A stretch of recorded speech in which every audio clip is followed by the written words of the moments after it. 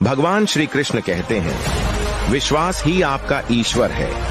अगर आपको विश्वास है कि ईश्वर है तो वह आपको हर जगह महसूस होंगे। अगर विश्वास ही नहीं है तो यदि वह आपके सामने होंगे तो भी आप पहचान नहीं पाओगे। भगवान विष्णु को अक्सर सोते हुए क्यों दिखाया जाता है? ये बात तब की है जब राजा बलि के उद्धार के लिए श्री विष्णु वामन अवतार में राजा बलि से 3 पग भूमि का दान मांगने आए थे। तब वामन देव से राजा बलि ने उनका तीसरा पग अपने सिर पर रखने को कहा था, जिससे वह पाताल लोक में चले गए थे। लेकिन वामन देव बलि की साधना और प्रेम से बहुत प्रसन्न थे, जिसके कारण वामन देव ने बलि को वरदान मांगने को कहा, जिसमें बलि ने श्री हरि को सदा अपने साथ रहने का वरदान मांगा।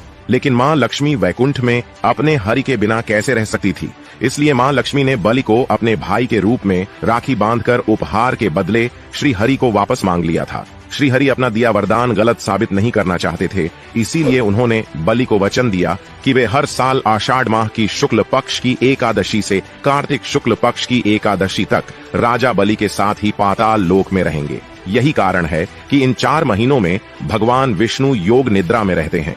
जिस दिन यह स्तंभ गिरा उसे दिन हो जाएगा कलयुग का अंत। मैं बात कर रहा हूं महाराष्ट्र में स्थित 5000 साल पुराना केदारेश्वर मंदिर, जो कि सिर्फ एक खंभे पर टिका हुआ है, जिसके बाकी के 3 खंभे टूट चुके हैं। मान्यताओं के अनुसार कई हजार सालों में इस मंदिर का एक पिलर टूट जाता है, जिससे कि एक युग का अंत हो जाता है। पहला खंभा सतयुग के समाप्त होने पर टूटा था। इसी प्रकार दूसरा खंभा त्रेता युग और तीसरा द्वापर युग के खत्म होने पर टूटा था। और मान्यता है कि चौथा खंभा कलयुग के खत्म होने पर टूट जाएगा। इसी के साथ ही पृथ्वी का अंत हो जाएगा। बारिश के दिनों में जब मंदिर में ज्यादा पानी भर जाता है तो शिवलिंग अपने आप ऊपर उठ जाता है, और जैसे ही पानी कम होता है तो शिवलिंग वापस अपनी जगह पर विराजमान हो जाता है। हालांकि वैज्ञानिकों के लिए यह मंदिर अभी भी एक रहस्य बना हुआ है। आखिर कलयुग का भयंकर अंत कैसा होगा? ब्रह्म पुराण के अनुसार कलयुग के अंत में मनुष्य की आयु मात्र 12 वर्ष रह जाएगी। इस दौरान मानव जाति का पतन होगा, लोगों में द्वेष और दुर्भावना बढ़ेगी। जैसे जैसे समय बढ़ता जाएगा नदियां सूखती जाएंगी। लोग धन के लोभ में किसी की हत्या करने में भी संकोच नहीं करेंगे। कलयुग के 5000 साल बाद गंगा नदी सूख जाएगी और बैकुंठ धाम लौट जाएगी। धीरे धीरे सभी देवी देवता पृथ्वी लोक छोड़कर अपने अपने धाम लौट जाएंगे। लोग पूजा और धार्मिक कार्य करना बंद कर देंगे। गाय दूध देना बंद कर देगी। समाज हिंसक हो जाएगा। मानवता नष्ट हो जाएगी। रिश्ते समाप्त हो जाएंगे। एक भाई अपने ही भाई का शत्रु होगा, और जब यह आतंक अपने चरम सीमा पर होगा तब भगवान विष्णु कल की अवतार लेंगे और पृथ्वी से सभी पापियों का नाश कर देंगे। एक बार रुक्मणी ने भगवान श्री कृष्ण से पूछा कि सभी लोग राधा कृष्ण ही क्यों कहते हैं, कोई भी रुक्मणी कृष्ण क्यों नहीं कहता है? तब भगवान श्री कृष्ण ने उत्तर दिए कि राधा का प्रेम निश्चल, निष्कपट और निष्काम है। तब रुक्मणी कहती हैं कि क्या मेरा प्रेम पवित्र नहीं है? भगवान श्री कृष्ण ने कोई उत्तर नहीं दिया और वह एक लीला रचते हैं। श्री कृष्ण बीमार हो गए और ऐसा लग रहा था कि वे अपने प्राण त्याग देंगे। तभी नारद मुनि वहां आए। उन्होंने सभी को बताया कि श्री कृष्ण को बचाने का केवल एक ही उपाय है। जब कोई अपने पैर धोकर उसका जल श्री कृष्ण के माथे पर डालेगा। हर कोई पीछे हट गया, यहाँ तक कि रुक्मणी ने भी ऐसा करने से इनकार कर दिया और कहा कि अगर मैं ऐसा करूंगी तो मुझे नरक में भी जगह नहीं मिलेगी। तभी राधा आई और उन्होंने अपने पैर धोए और पानी श्री कृष्ण के माथे पर लगाया। तब श्री कृष्ण स्वस्थ हो गए। तो रुक्मणी राधा से कहती हैं कि तुमने यह क्या किया? तुम्हें नरक में भी जगह नहीं मिलेगी।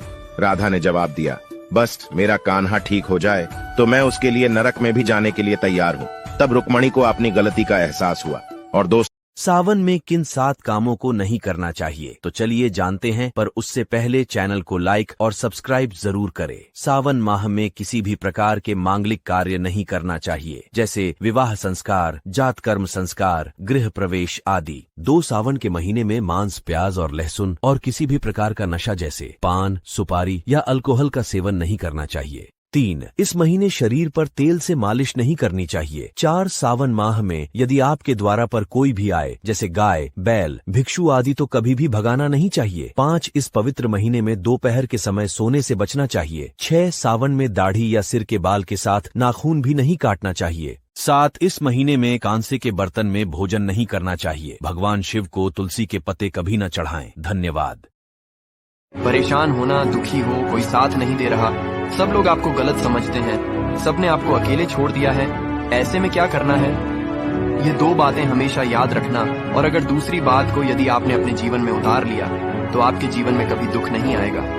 पहले बात कि भगवान से कभी भी अपने विश्वास को मत तोड़ना, और दूसरी बात तो भगवान ने स्वयं कही है कि जो तू चाहता है वह तू करता है, पर होता वही है जो मैं चाहता हूँ, तो कर वही जो मैं चाहता हूँ, फिर होगा वही जो तू चाहता है।